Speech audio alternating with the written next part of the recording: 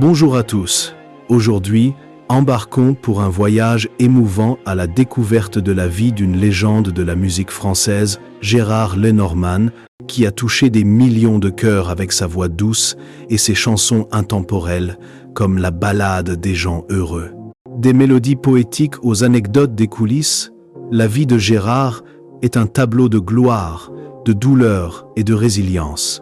Préparez-vous à être captivé par le parcours d'un artiste qui a façonné la musique française et n'oubliez pas de cliquer sur la cloche et de vous abonner à la chaîne pour ne rien manquer de ces histoires inspirantes.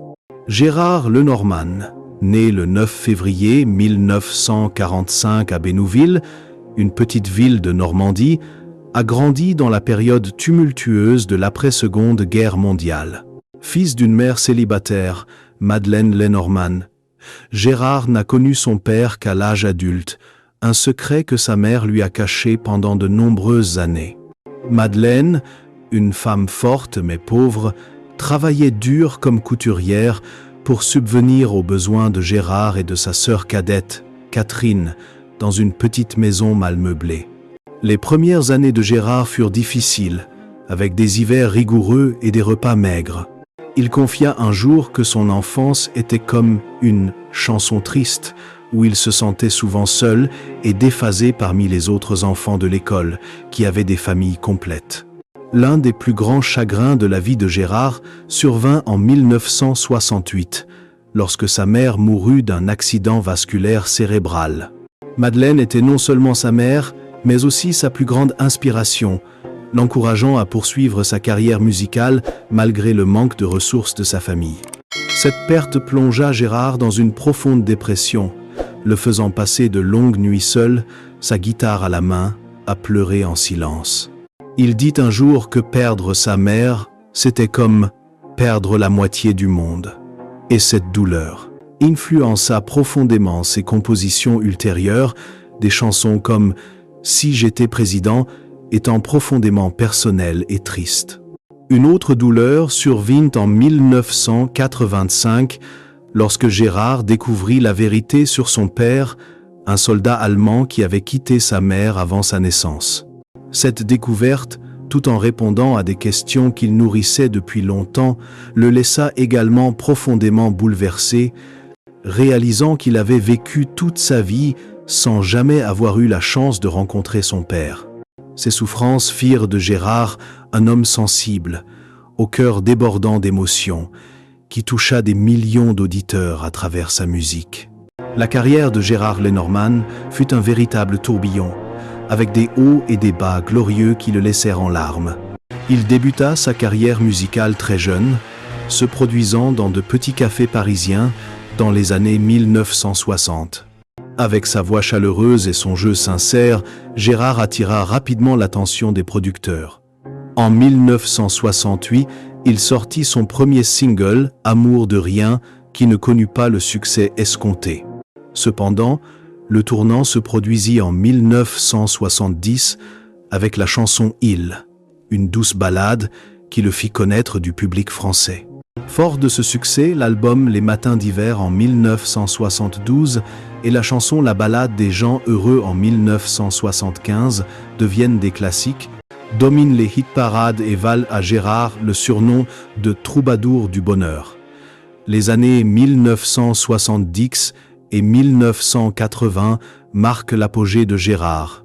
Il sort des albums à succès comme Fleurs de province, Nostalgies et Le soleil des tropiques, avec des chansons comme « Si tu ne me laisses pas tomber » et « Michel » qui deviennent des icônes de sa génération. Il se produit dans des salles prestigieuses comme l'Olympia à Paris et effectue des tournées en Europe, de l'Allemagne à la Belgique, attirant des millions de spectateurs. Gérard s'essaie également au théâtre musical, jouant Quasimodo dans Notre-Dame 2, Paris en 1998, un rôle salué par la critique pour sa sincérité et son émotion.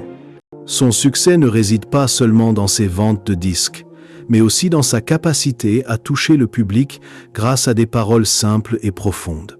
La carrière de Gérard n'a cependant pas toujours été un long fleuve tranquille.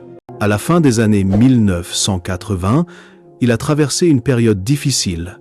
Ses albums, comme Chanteur de charme 1988, n'ayant pas rencontré le succès escompté.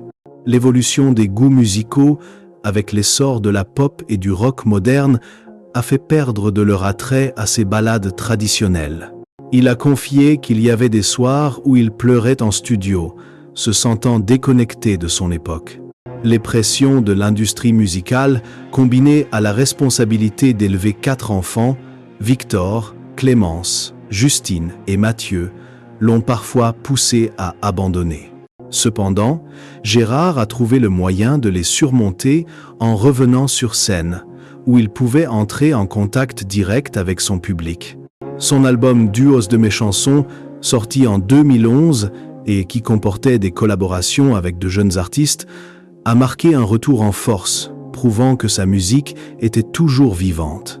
Les efforts de Gérard ne se limitaient pas à la composition et à l'interprétation, mais visaient aussi à surmonter des obstacles personnels pour poursuivre sa carrière.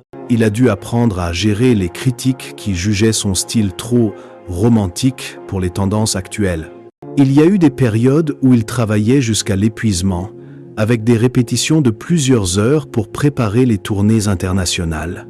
Les larmes versées en studio ou en coulisses témoignaient de son dévouement, mais aussi une source de motivation pour continuer à aller de l'avant et offrir au public des concerts chargés d'émotions.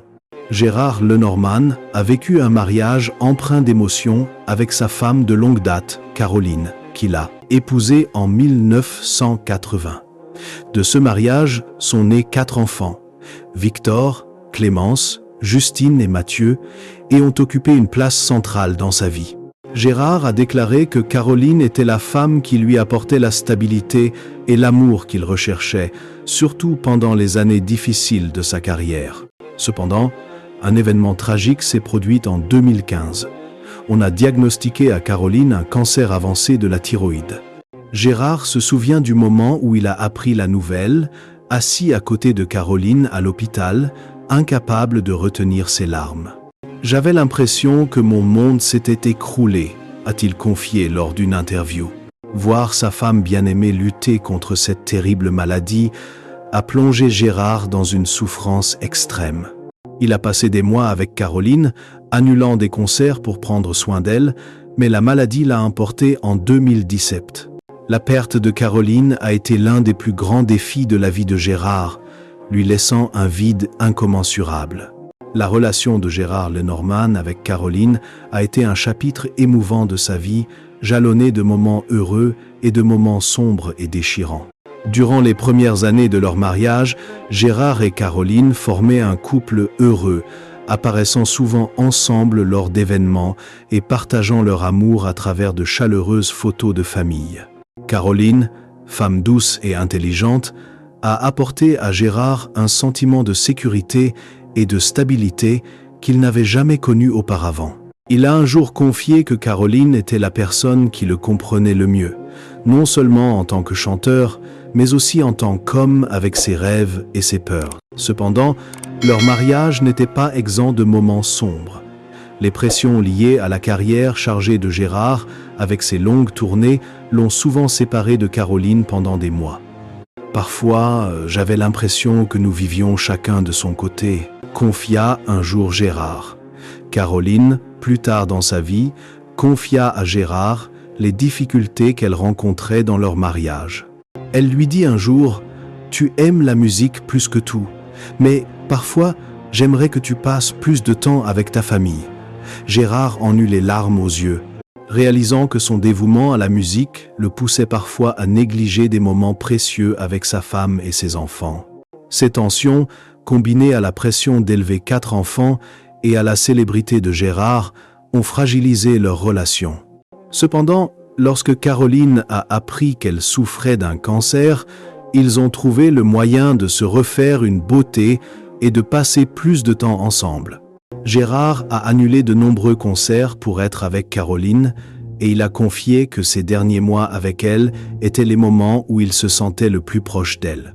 Malgré leur mariage difficile, l'amour et le respect entre Gérard et Caroline restent une partie intégrante de son histoire.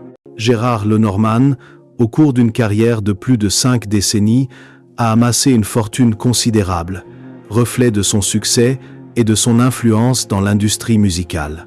Bien qu'aucun chiffre officiel ne soit disponible, sa fortune est estimée à environ 15 millions d'euros, incluant les revenus de plus de 30 millions de disques vendus dans le monde, ses tournées internationales et ses contrats publicitaires.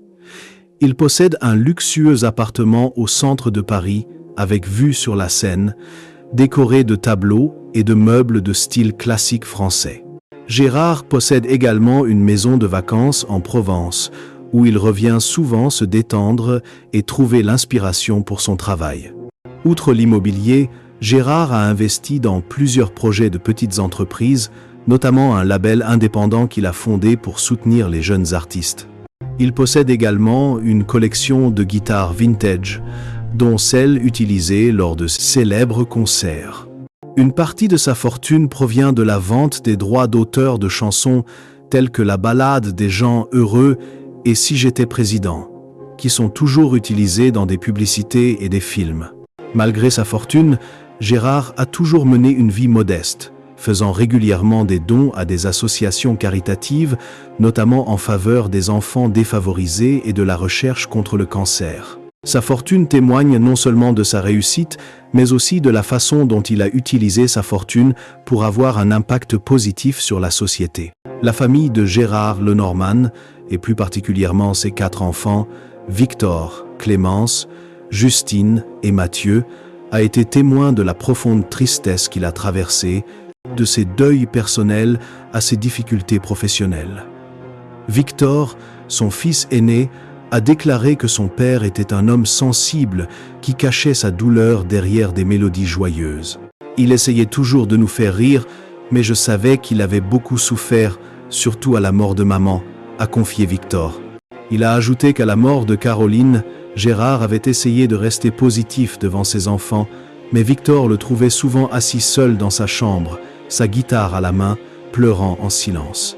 Clémence, la deuxième fille, a déclaré que son père était un homme qui faisait toujours passer sa famille en premier, même lorsqu'il subissait de fortes pressions professionnelles. Il a fait beaucoup de sacrifices pour nous offrir une belle vie, mais je sais qu'il souffrait d'une tristesse dont il ne parlait jamais, a-t-elle déclaré. Justine, la troisième fille, a également exprimé son admiration pour la résilience de son père. Il a perdu notre mère et notre grand-mère, mais la douleur ne l'a jamais empêché de continuer à créer, a-t-elle déclaré. Mathieu, le plus jeune fils, se souvient de Gérard, rentrant de longues tournées, l'air fatigué, mais parvenant toujours à organiser des repas familiaux chaleureux. Les 4 enfants s'accordent à dire que la tristesse de Gérard, aussi profonde soit-elle, a fait de lui un père plus aimant, et ils sont fiers d'avoir participé à ce parcours. La fin de la vie de Gérard Lenormand, bien qu'elle ne soit pas encore arrivée, est teintée de tristesse et de résilience. À 80 ans, Gérard a choisi de vivre une vie plus privée, se tenant à l'écart du public et se concentrant sur sa famille et ses projets musicaux personnels. Pourtant, la tristesse qu'il a toujours cachée reste indissociable de son histoire. Après la mort de Caroline en 2017, Gérard n'a jamais vraiment trouvé de nouvelles relations amoureuses. Il a confié un jour que son cœur appartenait toujours à Caroline, et que sa perte lui donnait l'impression qu'une partie de lui-même avait disparu à jamais. Dans les années qui ont suivi, Gérard a souvent éprouvé un sentiment de solitude, même s'il s'efforçait toujours de le dissimuler derrière un sourire radieux sur scène. Gérard a également caché une autre tristesse: le regret de ne pas avoir passé suffisamment de temps avec sa famille pendant les années les plus fastes de sa carrière. Il a un jour avoué avoir parfois regretté de ne pas avoir annulé un concert pour être avec ses enfants ou sa mère. La douleur de la perte de sa mère, combinée à ses échecs professionnels et à la pression de la célébrité, lui donnait parfois l'impression de vivre dans une coquille vide qu'il s'était construite lui-même. Malgré cela, il est resté optimiste, trouvant du réconfort dans la musique et l'amour de ses enfants. La fin de Gérard, bien que teintée de tristesse, témoigne d'une vie pleine de sens, où il a surmonté toutes les épreuves pour laisser derrière lui un héritage musical immortel et un cœur aimant.